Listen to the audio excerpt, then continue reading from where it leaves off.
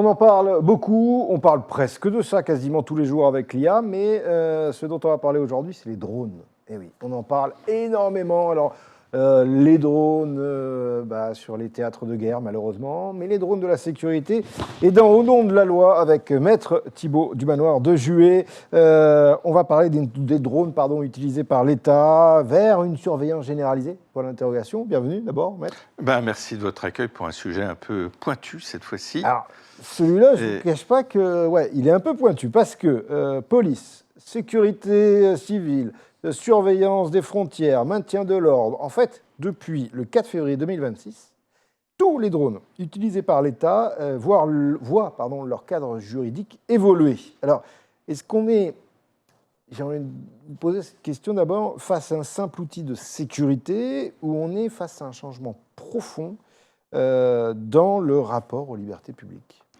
Alors pour moi, il n'y a pas à ce stade-là d'atteinte aux libertés publiques ou de modification des libertés publiques, parce qu'en fait, cet arrêté, va qui est récent, 4 février 2026. 27 janvier, publié 4 février 2026. Donc, la publication, c'est le moment où je peux le lire. Et donc, ça va fixer les conditions de formation des télépilotes, etc. Bon, on ne va pas rentrer dans cette cuisine qui est pas très intéressante.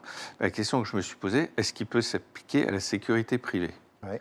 Et vous avez fait une citation à peu près de l'arrêté. Alors l'arrêté vous dit, en fait, ça s'applique à toutes les personnes exclues du règlement de l'Union européenne, en 2018 1139, qui est un règlement qui définit la réglementation aérienne.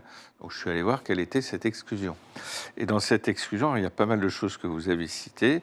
On vous dit, le présent règlement ne s'applique pas aux aéronefs utilisés dans des opérations militaires, ne concerne pas la sécurité privée, la douane, la police, la recherche et le sauvetage, de lutte contre l'incendie, de contrôle des frontières, de surveillance côtière, ou, et c'est là où je me suis posé une question, ou à des activités ou services analogues entrepris dans l'intérêt public.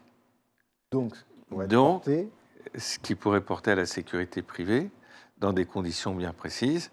Et vous avez, comme moi, je pense, l'idée des JO, soit ceux qui viennent de se passer, soit ceux de 2030, ou si on confie à une société de sécurité privée, je ne sais pas comment ça va être organisé, une surveillance par drone, et bien à ce moment-là, est-ce qu'elle va tomber sous le coup de cet arrêté, avec une formation accrue, enfin pas rentrer dans le détail comme je vous le disais à l'instant.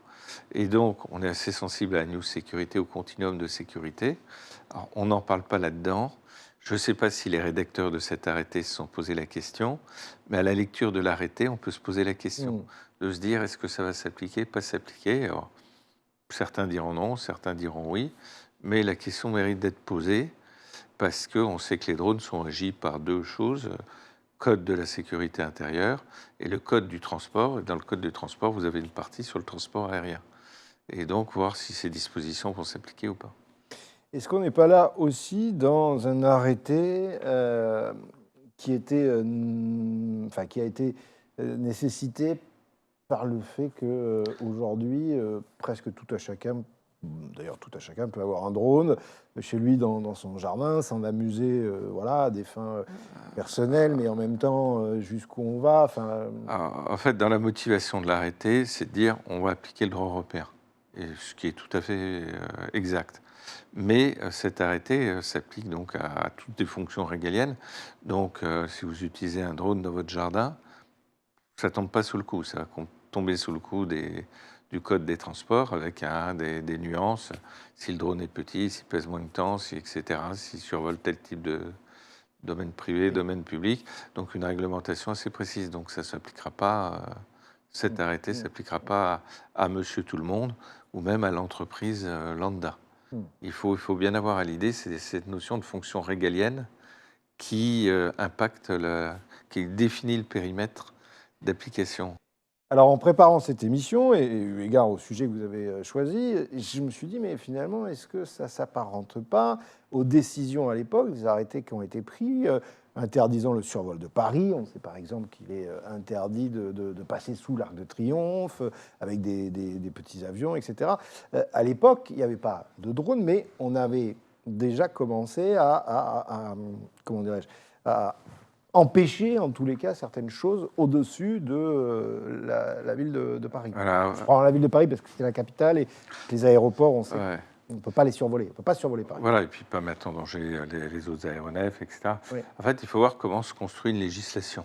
Oui. Alors, il y a certaines législations, bon, je prends dans le domaine, un domaine qui n'a rien à voir, le Digital Service Act, on fait un tronc général, et puis avec une cohérence, etc.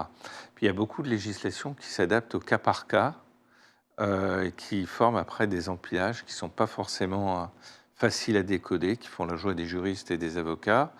Et là, on est dans une étape un petit peu intermédiaire parce qu'on est dans l'application d'un règlement européen. Alors après, comment cet arrêté va se superposer à ce qui existe dans le Code des transports, éventuellement dans le Code de la sécurité intérieure, c'est sans doute un peu tôt pour le dire. Juste pour finir, là, c'est l'avis de l'avocat que j'aimerais. C'est pour vous, cet arrêté, il représente un progrès nécessaire pour la sécurité, pour le continuum dont on parle beaucoup ici, sur la news sécurité, où il peut y avoir une dérive sur les risques de liberté publique? Alors, moi, je vois, alors vous insistez sur cette notion de liberté publique, moi, je vois le drone comme une aide aux libertés publiques. Bon, on a vécu les excès qui se sont produits hier ou avant-hier à la suite de la victoire du PSG.